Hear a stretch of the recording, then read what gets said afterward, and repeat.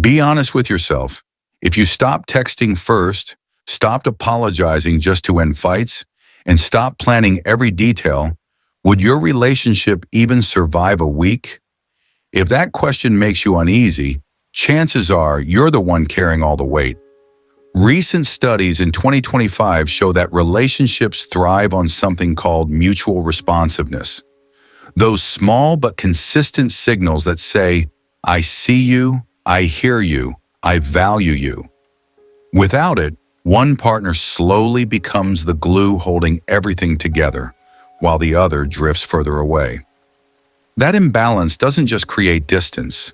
It erodes self-worth and leaves you questioning if you're too much, when in reality, you're simply not being met halfway. As a psychology expert, I've seen this pattern over and over again. And in this video, I'll walk you through 7 powerful signs that reveal you're the only one fighting for the relationship. If more than a few of these sound familiar, it's time for a serious reality check.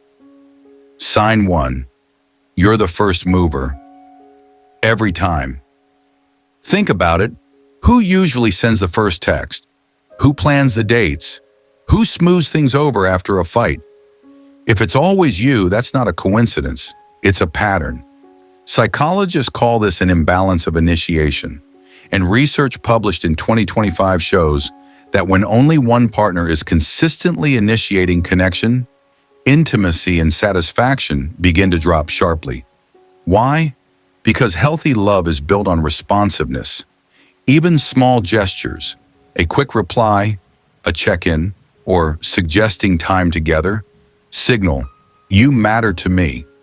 Moves the relationship runs on borrowed energy, your energy. Over time, that leaves you drained, while the other person grows comfortable putting in the bare minimum. Here's a simple test.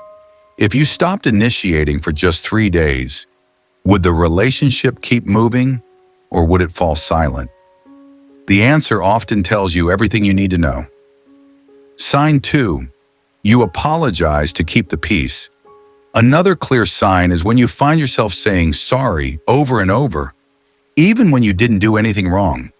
You're not apologizing because you believe you caused the problem.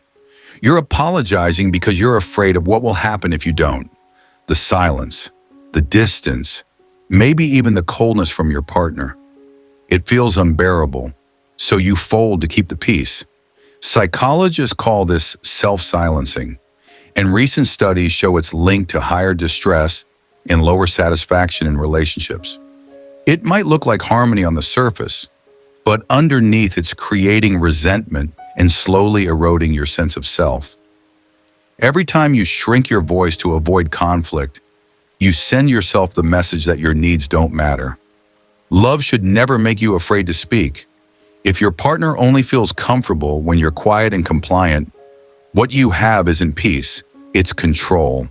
And over time, that imbalance leaves you feeling smaller, lonelier, and more invisible inside the very relationship that's supposed to make you feel safe.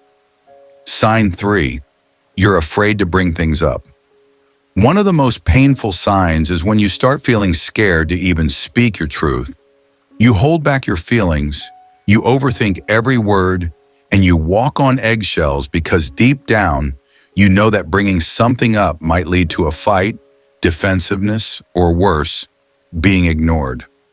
Psychologists call this the demand-withdraw cycle. Research shows that when one partner avoids and the other feels silenced, both intimacy and trust begin to break down. And it doesn't just hurt the relationship, it takes a toll on your mental and even physical health, raising stress levels and leaving you constantly on edge. Healthy love allows space for honesty. If your partner reacts to your needs as if they're attacks, you stop feeling safe to share. And when a relationship becomes a minefield where silence feels safer than honesty, it's not love anymore. It's fear disguised as loyalty. Sign 4. You feel lonely next to them. Here's a paradox you never expect to experience. Feeling lonely while sitting right beside the person you love. You try to share your day, your stress, or even something exciting, but they barely respond. Maybe they change the subject, give a half-hearted reply, Or worse, scroll on their phone while you're talking.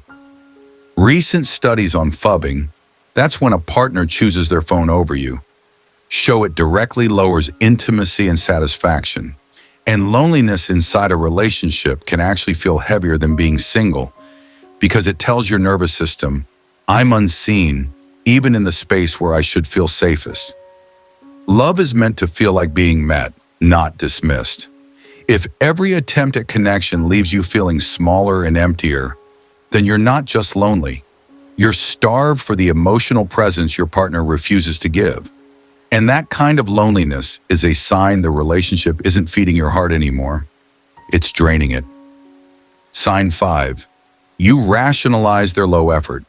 Another subtle but powerful sign is when you find yourself making excuses for their lack of effort. You tell yourself, they're just tired. They've been stressed. They'll come around.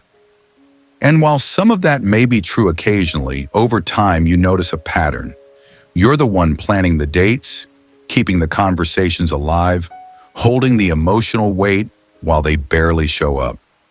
Psychologists call this cognitive dissonance, when the reality of their behavior doesn't match the story you want to believe. So your mind bends the truth just to protect your heart.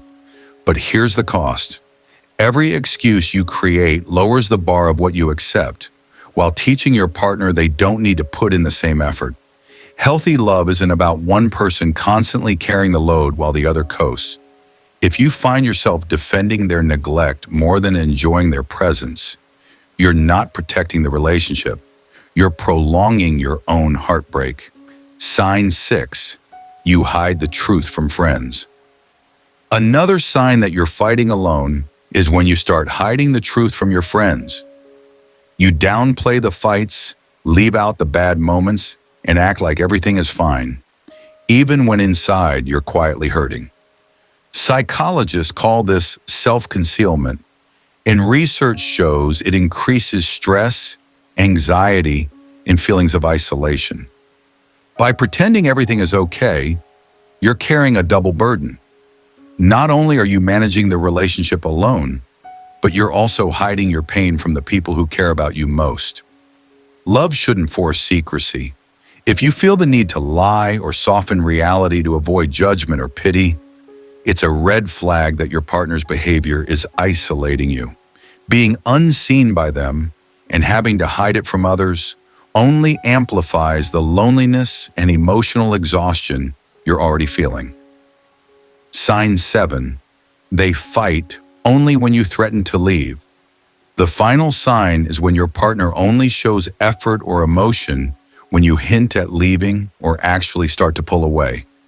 Suddenly they apologize, promise to change, or act like they care, but only after you've reached your breaking point. Research on relationship cycling and intermittent reinforcement shows this pattern creates intense emotional highs and lows, which can feel addictive, but it's also deeply damaging.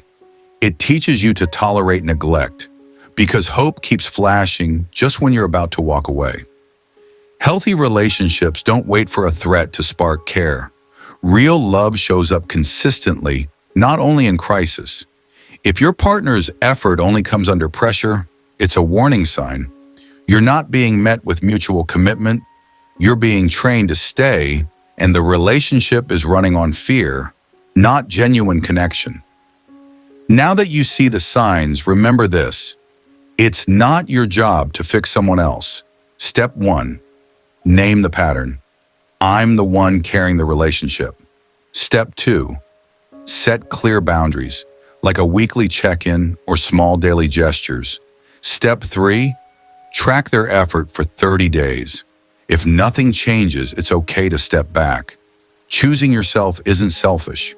Real love meets you halfway every day with effort and care. That's the love you deserve. Love shouldn't feel like a battle where you're the only soldier. If you're the one always giving, always bending, always hoping, they're not fighting with you. They're fighting for you only when it suits them. You deserve a love that sees you, hears you, and shows up every day. Choosing yourself, setting boundaries, And walking away from one-sided effort is not failure. It's courage. And that courage is the first step to the love you truly deserve.